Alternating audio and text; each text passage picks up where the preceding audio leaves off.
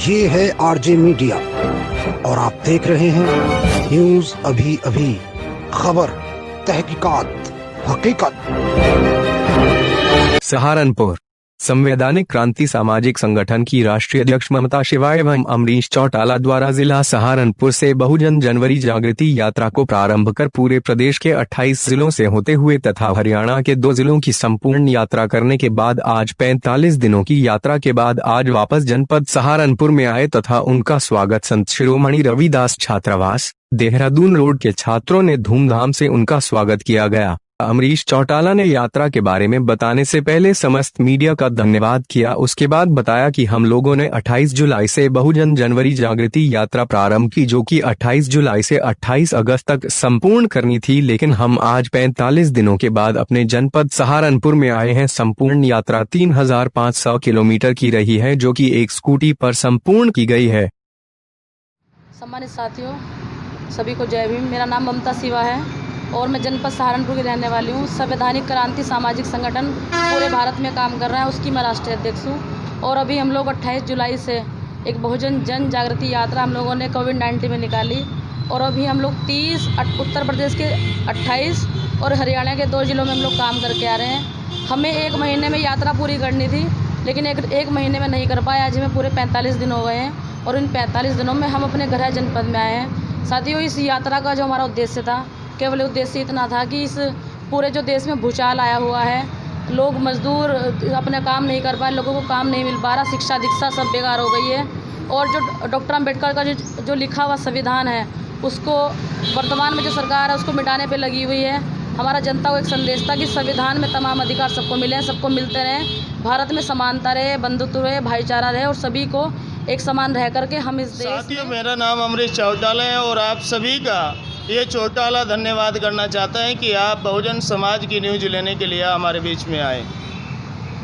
साथियों, संवैधानिक क्रांति के तत्वावधान में 28 जुलाई से 28 अगस्त की एक बहुजन जन जागृति यात्रा हम लोगों ने रखी थी और हम लोग आज 3500 किलोमीटर दूर चलकर स्कूटी से आए और लगभग भारत के उत्तर प्रदेश के 28 जिलों में हमने यात्रा की, जिसका एक ही संदेश था।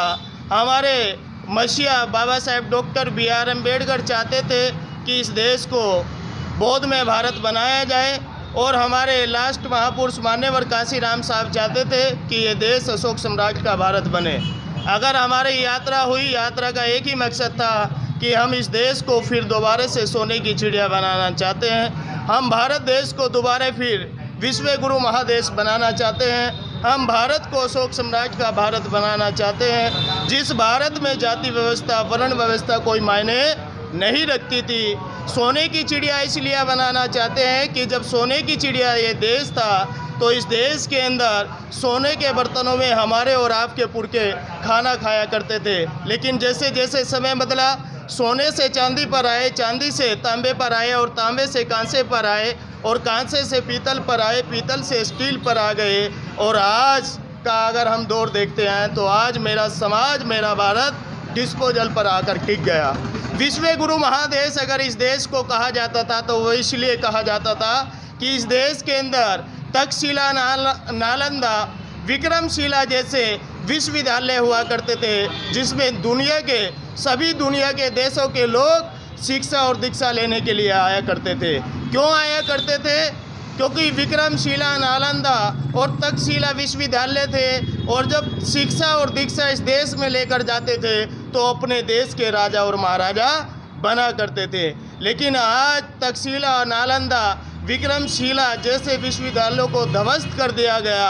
आज यूनिवर्सिटियाँ इस देश के अंदर प्राइवेट खोली जा रही हैं, कॉलेज खोले जा रहे हैं, स्कूल खोले जा रहे हैं, जिनको हम दोहरीकरण की नीति कह सकते हैं। क्योंकि आज भारत के अंदर शिक्षा का बजट 6% है और जो दुनिया के गरीब से गरीब देश हैं उनके अंदर जो शिक्षा का बजट होता है वो 12% से ऊपर जाता है।